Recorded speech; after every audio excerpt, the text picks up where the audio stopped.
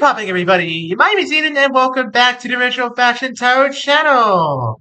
Ladies and gentlemen, we are on to part 7 of the unboxing of the second half of the Ancient Gods and Goddesses. In my hand, right here, are the last remaining cards in this deck that I have yet to see. Again, just a reminder for you guys, in case you haven't been keeping up with the previous few episodes, I have not seen these. These are going to be just as new to me as they are to you guys. So, brace yourselves. Without further ado, let's see what we got. First card of the day. The Hydra's Challenge. Very interesting. And I'm actually going to be explaining the lore behind this card in a separate video coming today when this gets uploaded as well. When this gets uploaded, I'm actually going to be doing a whole separate video on the lore of Hercules and the Hydra's Challenge. For Hercules' 12 Labors, the Hydra's Challenge, they're both inextricably intertwined there. So I'll be doing a separate video on the lore of that. So if you want to see that, please do definitely go check it out. It'll be coming out around the same time this video is. So please stay tuned, folks. Let's see. Next card. Hephaestus's Forge. I have a card almost exactly like this in the other deck. Now, here's the thing about Hephaestus. You may think, ooh, Hephaestus is like the god of blacksmiths, right? He must have a pretty nice forge somewhere. And he does. In fact, he has multiple forges.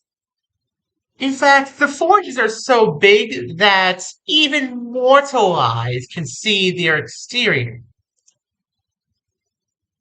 I'm talking about volcanoes. He uses volcanoes as his forges. I'm not kidding when I say this. He literally dunks metals in lava to melt them and forge them into whatever he wishes. Ever heard of the Pompeii disaster? He was having a really bad week. He was having a very, very, very bad week. That's how Pompeii got destroyed. Next card here. The Eye of Cyclops. Now, here's the thing about Cyclops. All of them are bad. There are some pretty friendly Cyclops out there if you get to know one for a little bit. They're just misunderstood creatures because they only have one eye. They see the world a lot differently than we humans do. It's a card of protection, strength, perception, strength, and vulnerability. Sorry. Perception, strength, and vulnerability. Yeah, the Cyclops see the world a lot differently than we do because they only have one eye. Their depth perception is way off. So just remember, if you ever do end up meeting a Cyclops, which, they're not real, so I doubt you will, but if you ever do end up meeting one, try to be friendly to it at first before running, Try to be friendly to it. Alright, next card here is Jason's Golden Fleece. Now there's a hero that I haven't brought up before. The hero Jason. He was the one who led the crew of the Argo. I mentioned them in one of my previous parts of this. The crew of the Argo, 50 demigods on a ship sailing to find the Golden Fleece. He, Jason, was a demigod who led them on that journey. And this card shows him at the end of that journey, finding the Golden Fleece, hoisting it up in triumph, adventure, valor, and achievement. He did end up finding the Golden Fleece. It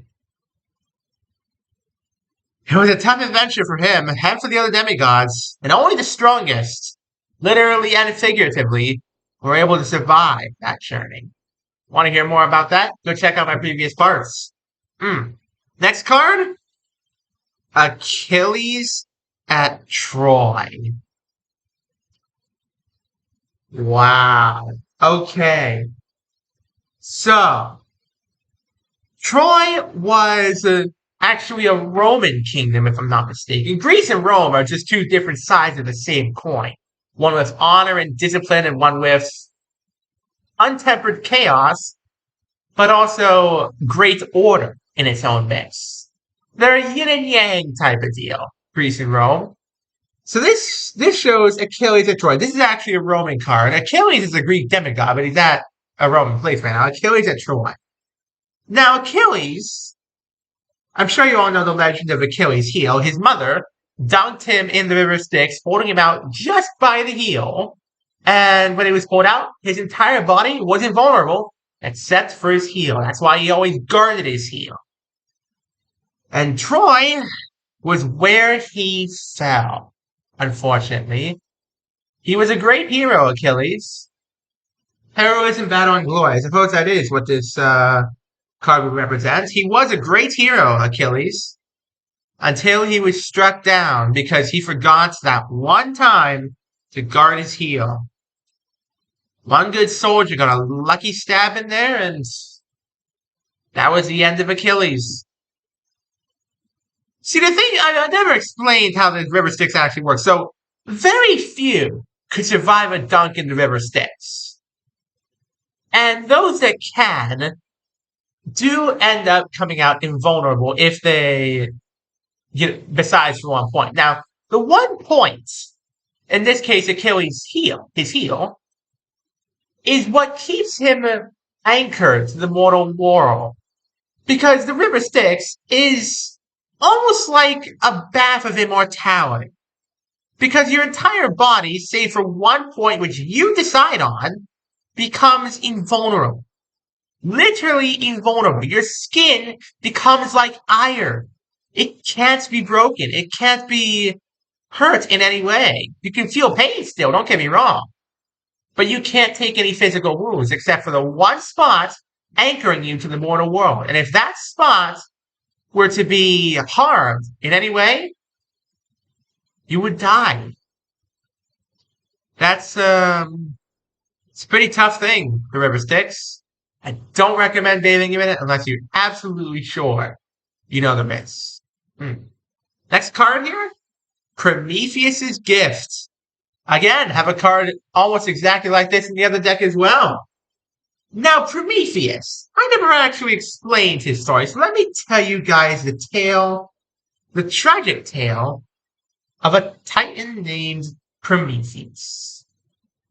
Prometheus was one of the nice titans. He actually sided with the gods, I believe, in the first Titan War. He actually sided with the gods. There were some titans who did side with the gods during the first Titan War. He was one of them. And he ended up, seeing humanity and taking pity on them. And he gave us, humanity, the gift of fire. An inspiration that would launch our civilization to where it is today, here and now. Fire is what inspired everything that came to where we are today. He gave us fire in the ancient Greek mythos.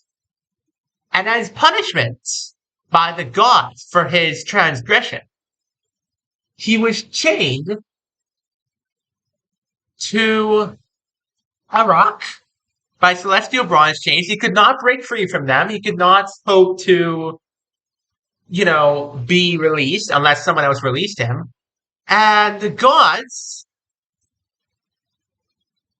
this is where it gets gruesome, so bear with me. They sicked eagles onto him. And I think, if I recall correctly, skip ahead like a minute if you don't want to hear this, because this gets gruesome, guys. They, every night, would come to eat away at either his kidney or his milk. Gross, yes. Disgusting, even more so. Horrendously painful? Absolutely. Of course, he was eventually freed from these prisons, these shackles. But it did take some time. And the psychological scars, well, Even gods can be wounded in their minds, guys. Even gods. Second to last card, folks. The Chariot of Helios. Speaking of titans who sided with the gods, Helios was the titan of the sun. He was the idol of the sun. He was the one who held the domain of the sun before Apollo came along. And Helios was the one who rode the sun chariot originally. He sided with the gods in the Titan War as well. And, he was generally a pretty bright, friendly, happy-go-lucky guy. His light was blinding even to the gods. Because he was a titan. He shone so brightly that they could not look at him for more than a moment. But he was beautiful. He brought light, energy, illumination, ambition, all that to the mortal world and to the godly world. Unfortunately, over time, and this is by no fault of his own, mind you, mortals began associating Apollo with the sun because, well, he was also a pretty happy-go-lucky god. He was pretty shining bright. And so, through a transition that took several decades, if I recall correctly, mortals slowly but surely began transitioning from believing Helios to be the, rider of the sun chariot to Apollo being the commander of the sun chariots. And finally, one day, according to the stories, Helios, after, mind you, he was not happy about this. Helios, did not go down easy. But one day, Helios just faded into the eternal abyss of chaos. And that day, or that night rather, Apollo woke up in the Sun Kingdom, the Sun Horses and the Sun Chariots, as the new Sun God. It's a tragic tale indeed for Helios, but Apollo did take up the responsibility along with his other duties. And he took it well, I'd say. He did take it very well. Ladies and gentlemen, our final card of this deck. Aphrodite's Mirror. Love, beauty, and desire. There it is, folks. That is all the cards this deck has to offer. Now, let me explain this card real quick. Aphrodite, I did explain, her origins before in some of these previous parts. If you want to see her origin story, if you want to hear about her origin story, do go check out some of my previous parts. They are absolutely killer. They are very, very much so, fun ones to look at.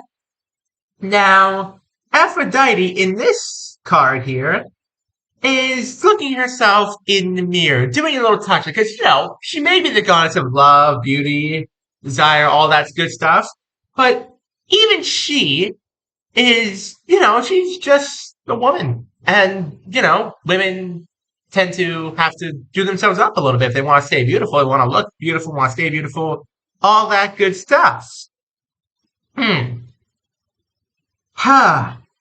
Alright, folks. That is, that's it. I have, in these 7 parts, gone through probably around 100 of these cards in this deck. And it's been fun unboxing this. I gotta tell you guys, I did this very differently in the first half of unboxing the Greek gods, way back. Do go check that out, by the way. I did show off the cards in that original deck as well. But I decided to do this one a little bit differently, take things a little bit slower, tell you guys some of the legends, because, I enjoyed telling you these things. And honestly, it might, give you some cool stuff to tell your friends and stuff like that.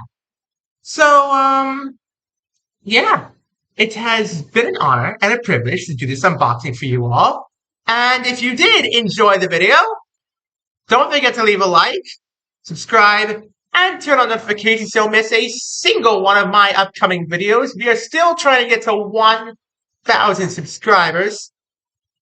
Wild numbers to me. Absolutely wild. And things are only going to pick up speed from here now that I've got this new deck in my arsenal. And, that's all for me for now, folks. Thank you all so much for watching. and have an amazing rest of your day. Peace.